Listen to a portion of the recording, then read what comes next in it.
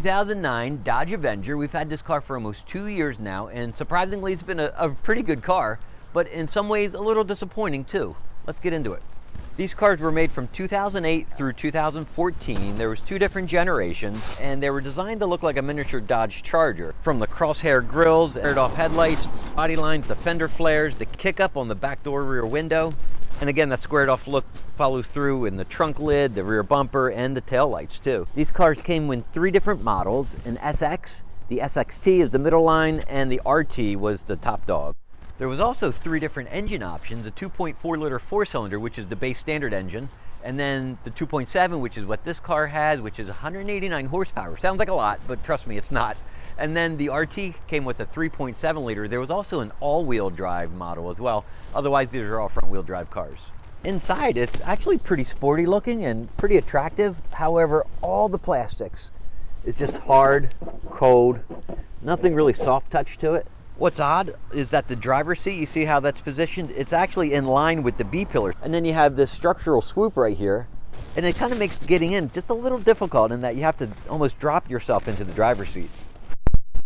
But once you're in, it's really quite comfortable. I find that I routinely hit my ribs right on the center console. The first thing you notice is the 3 gauge panels, and that there's lots of storage all over the car. To the left side of the gauge panel, in front of the shifter, cup holders, and center console.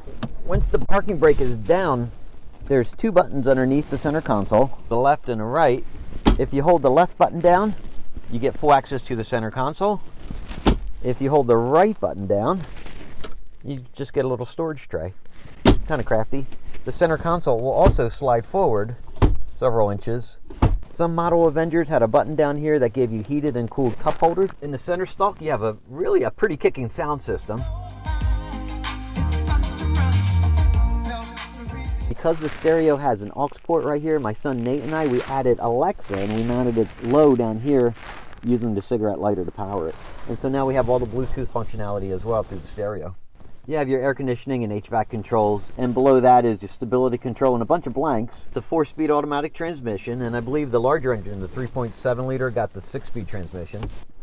And on the passenger side, you would think this is a glove compartment, but it's actually a refrigerated storage container that can hold 4 soda bottles or lunch, and it chills down to 40 degrees. Below that is your glove compartment. On the doors, you have your mirror controls, your window lockout, door locks, and power windows. Up above, there's not much to see other than mirrors, courtesy light, and mirrors on the passenger side as well. And in the back seat, it's more of the same plastic. Here's that kick up in the C-pillar, door pocket, window controls, no air vent in the back. There is a center armrest, and the rear seats can fold down for additional storage space. The trunk is pretty spacious. I mean, if that's something important to you. Somehow the trunk lid gets water trapped in here, and when you open the trunk all the way, it just pours right down in here. And also, this trough here just fills with leaves, and it's a challenge to keep clean. Under the hood, 2.7-liter V6, 189 horsepower. Early versions of this engine had a problem with the water pump where it would leak coolant into the oil pan, causing catastrophic problems. It also had a problem with sludging, where the oil would coagulate and sludge up and just clog up all the oil passages and cause problems as well. But by the time this car was made, all these problems were engineered out of the engine, and actually it's been a very good driving and good running car for us this whole time. Why don't we hop in, go for a drive, I'll show you a little more.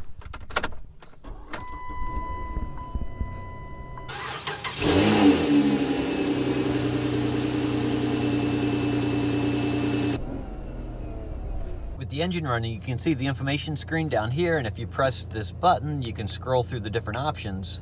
In the center, you have your turn signals and parking brake. With the headlights on, you can see the backlighting is a whitish blue color, which is kind of cool. And in the left pod, you have your fuel and temperature gauge. I tell you what, one of the first things you realize when you get into this car is just how high up the doors are. I don't think you sit low in this car. I think the doors are high up. Also, when you look out back and you go to lane change or just see what's back there, that really cool up swoop in the C-pillar creates this massive blind spot. The engine sounds good when it starts up, and the looks are sporty, and really that's what you're buying when you get one of these. These things cost about the same as a Toyota Camry. They started around $20,000 when they were new. They went all the way up to $30,000 if you did the V6 all-wheel drive RT, which is all Camry and Accord territory. But this can't compete with either of those cars. Don't get me wrong, it's not a bad car at all. But when your competition is Honda and Toyota, it's just really hard to compete. This car also does a lot of things really well. First of all, it's super easy to drive. It's pretty roomy, I mean, for being a little car. The engine is liquid smooth, I mean, so buttery. And you know, it's fairly torquey too for slow driving around town. But once you get into the higher speeds, like 60, 70, it's fairly gutless, it really is. Now, we bought this car at the state surplus auction here in Delaware. And actually, it was my son. It was his choice, his car.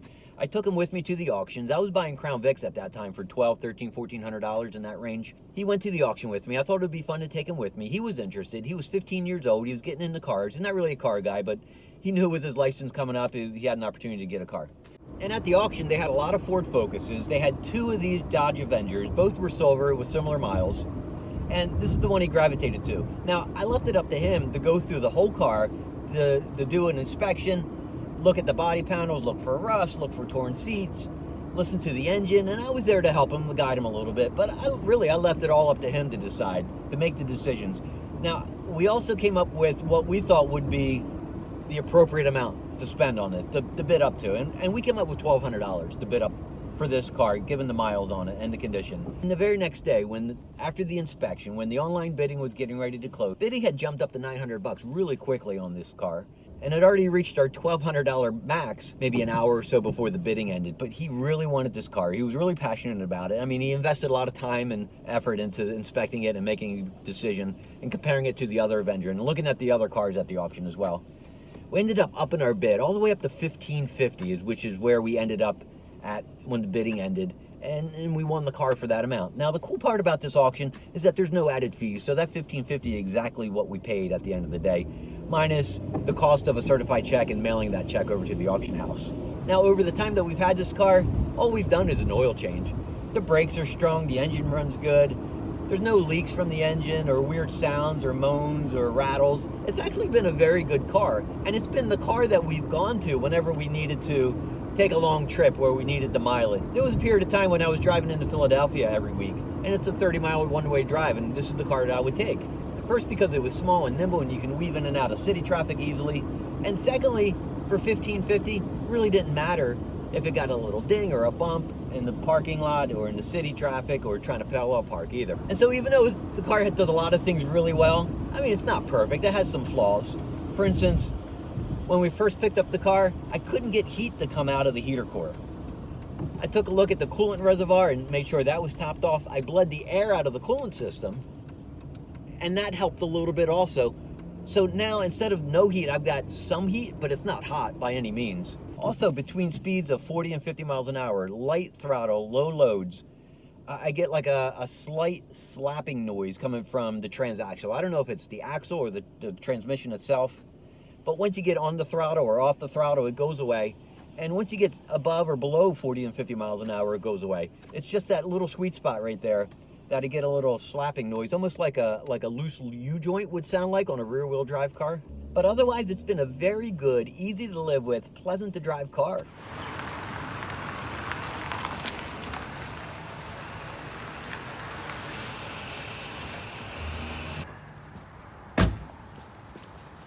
That's the Avenger, 160,000 miles. It does some things well, has some flaws. It's always been durable and dependable. My son loves it, and that's the story. So I hope you enjoyed it. Thanks for watching. I'll see you tomorrow.